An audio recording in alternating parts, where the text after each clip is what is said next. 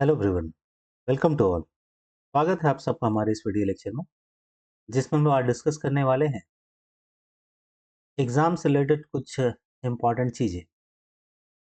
जैसे कि अगर आप यूजीसी नेट 2025 में दिसंबर में या जून में एग्ज़ाम देना चाहते हैं, तो आपको एक प्रॉपर वे में तैयारी करनी पड़ेगी। अब उसी सीक्वेंस में, उसी रिलेशन में अगर आप बात करें तो कुछ सब्जेक्ट्स ऐसे होते हैं जिस पे आपको ज़्यादा फोकस करना होता है और कुछ पे कम। तो हम लोग कुछ ऐसे सब्जेक्ट्स के बारे में डिस्कशन करेंगे जो ज़्यादा वेटेज रखते हो बाकी के मुकाबले। उसमें आपको स्कोर करना मस्ट है। आप इनको छोड़ के एग्ज़ाम अच्छे से क्वालिफाई नहीं कर सकते। उसी में एक सब्जेक्ट है आपका ऑटोमेटा थ्योरी, जिसे आप थ्योरी ऑफ कंप्यूटर साइंस के नाम से भी जानते हैं। ऑटोमेटा थ्योरी और कंपाइलर डिज़ाइन, ये दोनों सब्जेक्ट जो है आपस में रिलेटेड है। तो हम लोग इसके बारे में डिटेल डिस्कशन करेंगे कि कैसे तैयारी करें, किन किन पोर्शंस को देखें, इनको स्किप करें। ठीक है। और आप ये देख सकते हैं, ये हमारे प्रीवियस ईयर के रिजल्ट्स हैं, प्रीवियस एग्ज़ाम के। ये बहुत अच्छा रिजल्ट है कंप्यूटर साइंस के लिए। और इस बार भी हमारा दिसंबर एग्ज़ाम में इन 4 बच्चों ने एग्ज़ाम है और क्वालिफ़ाई किया है।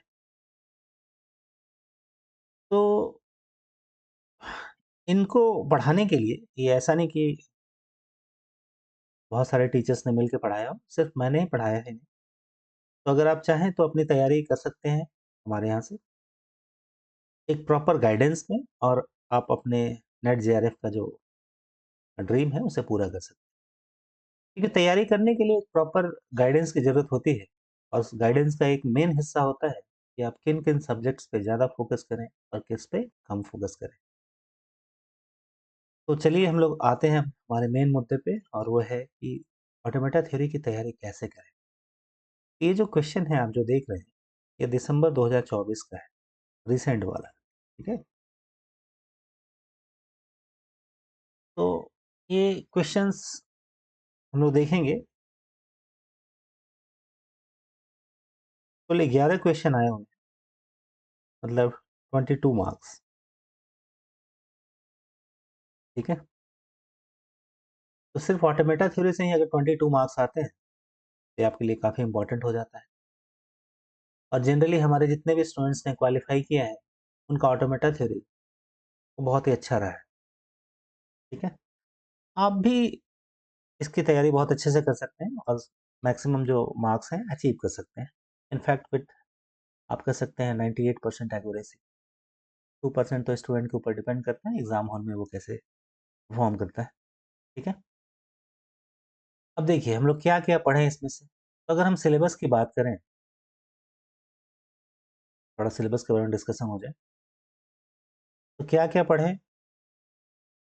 आपको स्टार्ट करना है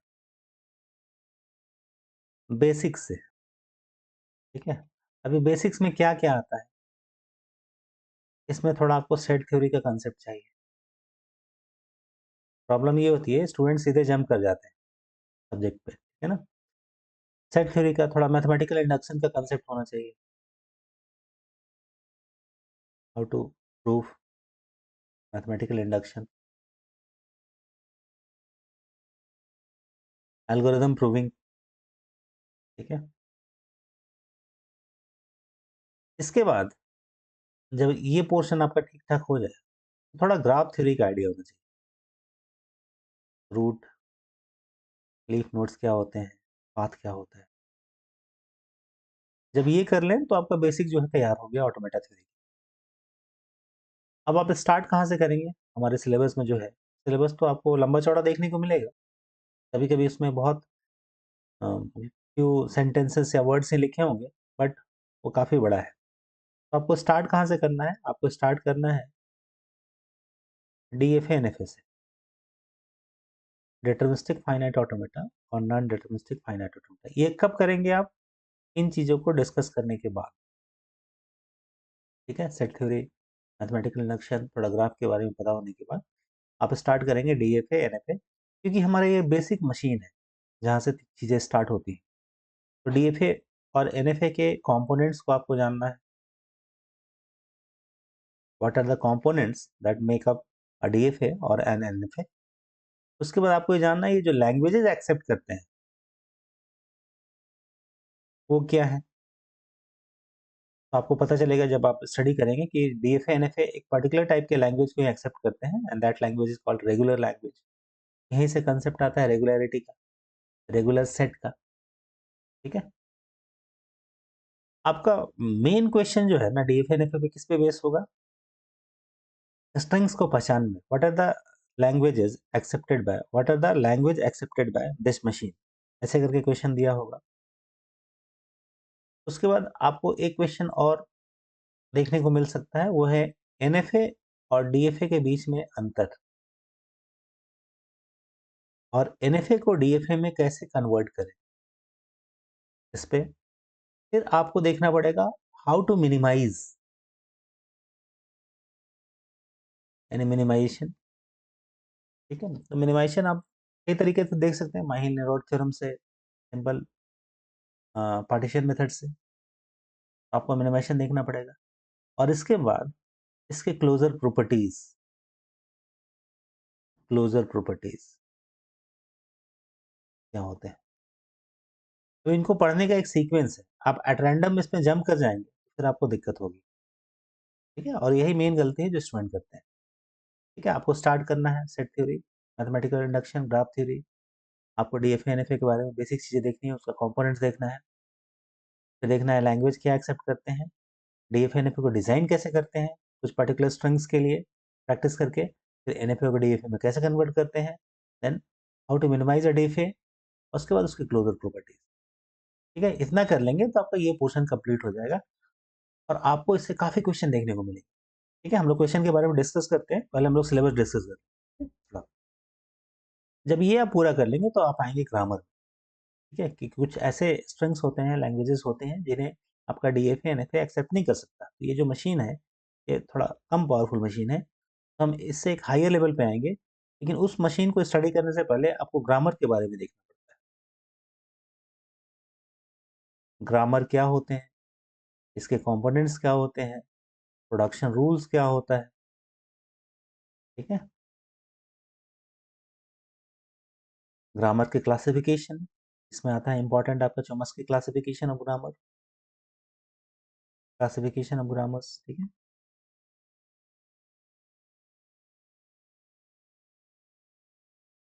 फिर जब आप ये देख लेंगे क्लासिफिकेशन तक, तब आप आएंगे पुश डाउन ऑटोमेटा, पीडीए। ये एक ऐसा मशीन है जो डीएफए एनएफए के मुकाबले ज़्यादा पावरफुल है, क्योंकि इसके पास एक ऑक्सिलरी स्टोरेज होता है स्टैक के फॉर्म में। ठीक है, और इसका प्रोडक्शन रूल्स आपको लिखना आना चाहिए। नाउ ये जो ग्रामर आप लिखेंगे इसके कॉरस्पॉन्डिंग जो मशीन बनाएंगे वही होगा आपका पीडीए, पुश डाउन ऑटोमेटा। ठीक है, ये उन लैंग्वेजेस को भी एक्सेप्ट कर सकता है जिसे डीएफए एनएफए एक्सेप्ट नहीं कर पाते थे। So that PDA, push down automata, is more powerful machine than DFA NFA. ठीक है, अब इसके दो वर्जन होते हैं, जैसे यहाँ था डीएफए डिटरमिनिस्टिक फाइनाइट ऑटोमेटा और नॉन डिटरमिनिस्टिक फाइनाइट ऑटोमेटा, उसी तरह यहाँ होगा डिटरमिनिस्टिक पुश डाउन ऑटोमेटा। ठीक है, और होगा non deterministic push down automata, non deterministic push down automata, NDPD short में। तो आपको इन दोनों के बारे में देखना है, स्ट्रिंग्स को कैसे एक्सेप्ट करते हैं उसे देखना है, पीडीए के कंपोनेंट्स क्या क्या होते हैं उसे देखना है। ठीक है, और कुछ पर्टिकुलर लैंग्वेजेस उनके लिए पीडीए बनाना आपको देख ही लेना है, जैसे उसमें से एक हो जाएगा a to the power N B to the power n such that n greater than equal to 0। ठीक है, इसके लिए आपको देखना है एकदम पक्का, क्योंकि बहुत इंपॉर्टेंट लैंग्वेज बनता है। फिर आपको WCWR के लिए देखना है। ठीक है, इस तरह से बहुत सारे स्ट्रिंग्स हैं जिनके लिए आपको, बहुत सारे स्ट्रिंग्स हैं जिनमें से कुछ के लिए आपको अच्छे से स्टडी कर लेना है। इसके बाद जब आएंगे तो अब देखिए डीएफए और एनएफए में जब आप रेगुलरिटी चेक करते हैं उसके लिए आप एक लेमा यूज करते हैं, that is called pumping lemma. Pumping lemma, ये है pumping lemma for regular language. ठीक है ना, उसी तरह यहाँ पे जो लैंग्वेज है पुश डाउन ऑटोमेटा जो एक्सेप्ट करता है वो है कॉन्टेक्स्ट फ्री लैंग्वेज। और कॉन्टेक्स्ट फ्री लैंग्वेज में भी आपका एक लेमा है, वो है pumping lemma for context free language. Pumping lemma for context free, इसमें आप स्टूडेंट कंफ्यूज नहीं करेंगे कि पंपिंग लेमा एक ही है, ठीक है। वो एनएफए डीएफए के लिए, रेगुलर के लिए अलग है और कॉन्टेक्स्ट फ्री के लिए अलग है। आपको दोनों को देखना है, कम से कम स्टेटमेंट तो पक्का वो आता रहता है, ठीक है। जब ये कर लेंगे, थॉमस की क्लासिफिकेशन कर लेंगे, तो फिर आपको नॉर्मल फॉर्म्स में आना चाहिए। What are the normal forms? उसमें आपको देखना है Chomsky normal form, Greibach normal form, ठीक है। इन सबको स्टडी करेंगे। इतना करने के बाद आपका ना बेस बनने लगेगा कि अच्छा आपको समझ में आने लगेगा कि ये है क्या, ठीक है। जब इतना आप पूरा कर लेंगे तो एक रास्ता कंपाइलर की तरफ जाता है, कंपाइलर डिजाइन। हालांकि कंपाइलर डिजाइन में आपको नेट में थोड़ा कम क्वेश्चन देखने को मिलता है, ठीक है। कंपाइलर डिजाइन में नेट में थोड़ा आपको कम क्वेश्चन देखने को मिलेगा, जबकि गेट वगैरह में ज्यादा क्वेश्चन आते हैं कंपाइलर से। फिर भी कंपाइलर के बारे में बेसिक चीजें आपको देख लेनी है। तो कंपाइलर के बारे में हम लोग क्या देखेंगे? पार्सर के classification, top down, bottom up, उसके टाइप्स क्या होते हैं, ठीक है। तो कुछ आपको नेट के लिए अभी तक जो पैटर्न चलता आ रहा है उसके लिए कंपाइलर पे ज़्यादा फोकस नहीं करना है, क्योंकि ऑटोमेटा थ्योरी का अगर आप ठीक से स्टडी करें तो कंपाइलर का पोर्शन जो है कंप्लीट हो जाता है। थोड़ा सा फर्स्ट एंड फॉलो वगैरह आप इसमें से देख लेंगे, फर्स्ट निकालना, फॉलो निकालना, ठीक है। कि पार्सर्स के जो टाइप होते हैं, top down parser, bottom up parser, उसमें से कौन ज़्यादा पावरफुल है। कभी कभी क्वेश्चन में कुछ अगर एक दो क्वेश्चन आप याद भी कर लें तो डायरेक्टली वो पकड़ में आ जाता है। जैसे नेट में हमेशा एक क्वेश्चन करीब करीब पूछा गया है कि which one of the following is the most powerful parsing method, and that is CLR, canonical LR, ठीक है। तो यहाँ से एक रास्ता कंपाइलर की तरफ भी जाता है। लेकिन हम लोग अभी आते हैं वापस हमारा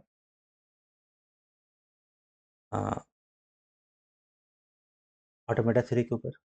जब इतना कर लेंगे तो आएंगे अब आप लीनियर बाउंडेड ऑटोमेटा पे, ठीक है। आपने चॉम्स्की क्लासिफिकेशन कर लिया, आपने ग्रेबेक नॉर्मल फॉर्म कर लिया, then we come to linear bounded automata. तो लीनियर बाउंडेड ऑटोमेटा इसका मतलब क्या है? देखिए, कुछ जो लैंग्वेज होते हैं स्ट्रिंग्स, इस फॉर्म के language, A to the power N, B to the power N, C to the power N, इनके लिए आप ना इनफैक्ट पुश डाउन ऑटोमेटा भी डिजाइन नहीं कर सकते, क्योंकि ये जो लैंग्वेज है रेगुलर नेचर के है ही नहीं। तो इसके लिए मोर पावरफुल मशीन चाहिए, and that machine is linear bounded automata, ठीक है। तो लीनियर बाउंडेड ऑटोमेटा थोड़ा है ये जो है ना, ये कंटेक्स्ट सेंसिटिव लैंग्वेज के लिए होता है। देखिए, जो ये टर्म मैं यहाँ बोल रहा हूँ, अगर आपको पहले से आइडिया नहीं होगा तो आपको अजीब लगेगा, पता नहीं क्या बोल रहे हैं। लेकिन जब जैसे-जैसे आप पढ़ते जाएँगे, आपको ये चीज़ें एकदम क्रिस्टल क्लियर होती जाएँगी। इसके लिए कॉन्टेक्स्ट सेंसिटिव के लिए, लैंग्वेज के लिए, ठीक है? यानी सीएसएल के लिए। तो इसको आपको देखना है, लेकिन इसमें डिटेल में नहीं जाना है, क्योंकि इससे बहुत ज़्यादा डीप में वो जाके पूछेंगे नहीं, क्योंकि इससे हायर लेवल पे जब एक आएँगे तो आपको एक मशीन मिलेगा which is the most important one, and that is Turing machine. अब ये हमारे लिए बहुत इंपॉर्टेंट हो जाता है, which is the ultimate machine. इससे पावरफुल मशीन आपको कोई देखने को मिलेगा नहीं, कोई देखने को नहीं मिलेगी। और ये जो मशीन है, it is equivalent to modern digital computer, ठीक है? ये ट्यूरिंग जो है काफ़ी फेमस भी है। इस पे एक एलन ट्यूरिंग के नाम से है, इस पे एक मूवी भी बनी थी, ठीक है? तो ये हमारे लिए काफ़ी इम्पोर्टेंट है। अब ट्यूरिंग मशीन का डेफिनेशन, ये कैसे स्ट्रिंग को एक्सेप्ट करता है। नाउ, क्या ट्यूरिंग मशीन सारे प्रॉब्लम को सॉल्व कर सकता है? वहीं पे आ जाएगा अनडिसाइडेबिलिटी का कंसेप्ट, डिसाइडेबिलिटी, ठीक है? अब यहाँ जो अनडिसाइडेबिलिटी का कंसेप्ट है, ये जाके पी, एनपी और ये कंसेप्ट आपका जो कंप्यूटर एल्गोरिदम्स है, उससे जाके ये मैच कर जाएगा, ठीक है। तो हायर लेवल में और ऑटोमेटा थ्योरी और आपका एल्गोरिदम्स, उन दोनों में ही आपको अनडिसाइडेबिलिटी के बारे में डिस्कस करना है, पढ़ना है। पी एनपी प्रॉब्लम्स के बारे में पढ़ना है, एनपी हार्ड एनपी सॉफ्ट के बारे में पढ़ना है, ठीक है। क्लियर? तो इतनी चीजें आपको पढ़नी पड़ेंगी। थ्योरी मशीन को समझने में स्टूडेंट को थोड़ी दिक्कत होती है, लेकिन आप हमारे जो हमारा जो चैनल है उसमें आप देखेंगे ऑटोमेटा थ्योरी के नाम से जो प्लेलिस्ट बना हुआ है, उसमें आपके काफ़ी सारे वीडियो मिल जाएँगे, ठीक है? वो काफ़ी आपको हेल्पफुल होंगे। नाउ अब इतना करने के बाद तो आपको तो पता चल गया क्या-क्या पढ़ना है। अब हम लोग आएँगे कि इस बार जो क्वेश्चन आए थे, आपको मोटिवेट करने के लिए सो दैट जो आप जो पढ़ रहे हैं सही डायरेक्शन में है, वो देखने के लिए। तो ये मैंने इस बार के क्वेश्चन जो है निकाल के रखे हैं। आप देख सकते हैं, ये किससे है? ये जो है मैचिंग टाइप से है। अब देखिए टाइप ऑफ ग्रामर के बारे में पूछा। अगर आपको चॉम्स्की क्लासिफिकेशन क्लियर हो, चॉम्स्की क्लासिफिकेशन ऑफ ग्रामर, तो आप आसानी से इस क्वेश्चन को सॉल्व कर सकते हैं। ठीक है? देखिए इसमें ये भी लिखा हुआ है GNF, Greibach normal form, linear grammar, recursively enumerable और ये प्रोडक्शन का फॉर्म लिखा हुआ है। ठीक है? अब देखिए जो क्वेश्चन नंबर 1109 है, ये क्या है? एमपी से है। जैसा कि मैंने आपसे कहा था, ये आपको एल्गोरिदम में भी देखने को मिल जाएगा और आपको ऑटोमेटा थ्योरी में भी देखने को। ठीक है? नाउ इसके बाद जो क्वेश्चन है, आपको पहचानना पड़ेगा ये क्वेश्चन किससे है। तो ये क्वेश्चन जो है, ये पुश डाउन ऑटोमेटा से है। क्योंकि पुश डाउन ऑटोमेटा का ही जो ट्रांजिशन फंक्शन होता है, उसका ये फॉर्म होता है। अगर डीएफएनएफ होता तो ये तीसरा वाला नहीं होता। ठीक है ना? इसमें क्लियर? तो आपको ऐसे क्वेश्चन देखने को मिल जाएँगे जो पुश डाउन ऑटोमेटा पे आए हों और आप इसे आसानी से सॉल्व कर सकते हैं once you understand the basic of push down automata, you can easily solve this type of problems. Okay? Now देखिए डायरेक्टली क्वेश्चन आया इस बार के लिए। ये इस बार का क्वेश्चन है, पहले का एक भी नहीं है इसमें, दिसंबर 2024 का, ठीक है? पंपिंग लेमा के बारे में पूछा गया है, क्या ट्रू है, क्या नहीं है। फिर ये चॉम्स्की क्लासिफिकेशन के बारे में, चॉम्स्की नॉर्मल फॉर्म के बारे में, सॉरी, सीएनएफ के बारे में, चॉम्स्की क्लासिफिकेशन के बारे में तो ऊपर ही आया था, ठीक है? ये क्वेश्चन। तो आपको चॉम्स्की नॉर्मल फॉर्म और चॉम्स्की क्लासिफिकेशन में अंतर जो है क्लियर होना चाहिए। इसके बाद आप देखें, अब देखिए ये जो लास्ट वाला 5 क्वेश्चन लगातार है, 5 क्वेश्चन मतलब 10 मार्क्स एक साथ ही। आपको एक कॉम्प्रिहेंशन ये दिया हुआ है और इसके बेस पे 5 क्वेश्चन, क्वेश्चन नंबर ये ओरिजिनल क्वेश्चन है 141। क्या बोला हुआ? For the above mentioned passage which of the following is correct? इस पैसेज के अकॉर्डिंगली कौन सा करेक्ट है? अभी हम लोग यहाँ सॉल्व नहीं कर रहे, ठीक है ना? सॉल्व कर देंगे किसी दूसरे वीडियो लेक्चर में, बट अभी फिलहाल के लिए क्वेश्चन 42 सेम कॉम्प्रिहेंशन पे, इसी पे ये क्वेश्चन है। For the above specified passage which of the following represents the regular expression? इसमें से कौन सा रेगुलर एक्सप्रेशन है? क्योंकि एक चीज हम लोग यहाँ बोलना भूल गए थे कि जब आप यहाँ से आगे बढ़ेंगे, ठीक है, एनएफडी मिनिमाइजेशन के बाद, तो आपको एक चीज और देखनी पड़ेगी, वो है रेगुलर एक्सप्रेशन। ठीक है? रेगुलर एक्सप्रेशन रेगुलर लैंग्वेज को एक्सप्रेस करने का एक तरीका है। ठीक है? तो वो भी आपको देखना पड़ेगा। तो इतना करने के बाद आप इधर आएंगे तो ये क्या पूछा हुआ है? Minimal minimum state DFA, minimization का प्रॉब्लम, जो हमने अभी कहा था थोड़ी देर पहले। ये मिनिमाइजेशन का प्रॉब्लम भी हमारे लिए काफी इंपॉर्टेंट है। आप कैसे देखेंगे? ठीक है? नाउ इसके बाद क्या है? For the above specified passage which of the following represent the grammar for the language accepted by the machine? बहुत इजी क्वेश्चन है, लेकिन आपको देखने में भारी लग रहा होगा। जिन्हें भी ऑटोमेटा थ्योरी के बारे में आइडिया नहीं है, उनके क्वेश्चन ये काफी टफ लगेगा। और जिन्होंने भी अच्छे से तैयारी की है एक सिस्टमैटिक वे में, उनको ये काफी आसान लगेगा। दैट्स व्हाई ऑटोमेटा थ्योरी बहुत स्कोरिंग हो जाता है, क्योंकि दिखने में तो भारी लगता है, ठीक है, लेकिन ये है समझने के बाद काफी आसान। ठीक है? Clear? Now for the above specified passage which of the following is DFA for the language represented by the machine? आपको डीएफए पहचानना है, आप आसानी से पहचान सकते हैं। ठीक है? और इतना करने के बाद इस बार वाले एग्जाम में सिर्फ एक क्वेश्चन आपको कंपाइलर से आया था, वो पहचानने के लिए यैक के बारे में, क्योंकि ये यहाँ ये लोग गलती लिख के रखे हैं। ठीक है?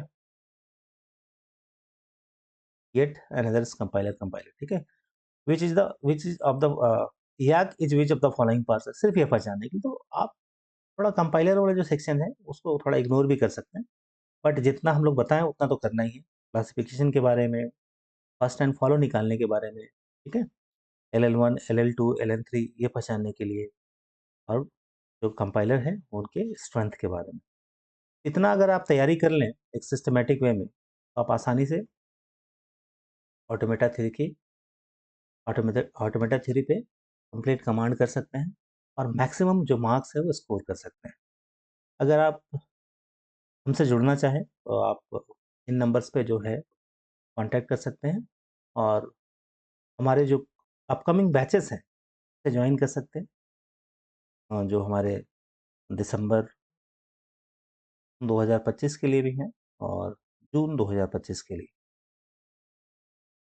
ठीक है। आपको इन बैचेस में वो सारी चीज़ें मिलेंगी जो तैयारी के लिए ज़रूरी है, और सबसे ज़रूरी चीज़ है एक टीचर का समय, ठीक है। वो सबसे बड़ी चीज़ होती है, बाकी चीज़ें तो आसानी से मिल जाती है कहीं भी, बट एक टीचर आपको कितना टाइम देता है वो बहुत इंपॉर्टेंट हो जाता है। जैसा कि मैंने बताया, सीएस के सारे सब्जेक्ट्स मैं ही पढ़ाता हूँ, आपको कोई दिक्कत नहीं आएगी, आप हमारे ऐप के थ्रू ऑनलाइन क्लास भी कर सकते हैं। आप हमारे ऑफलाइन सेंटर में भी ज्वाइन कर सकते हैं, ठीक है, किसी भी मीडियम से। और कोई भी एक्स्ट्रा इन्फॉर्मेशन चाहिए हो तो आप इन नंबर्स पे कांटेक्ट करें और पता कर लें। इस तरह करके हम लोग हर एक सब्जेक्ट्स के बारे में क्या-क्या पढ़ना है, उसके बारे में एक हम लोग वीडियो लेक्चर तैयार करेंगे, सो दैट आपको फ़ायदा मिल पाए। Thanks for watching this video. Thank you.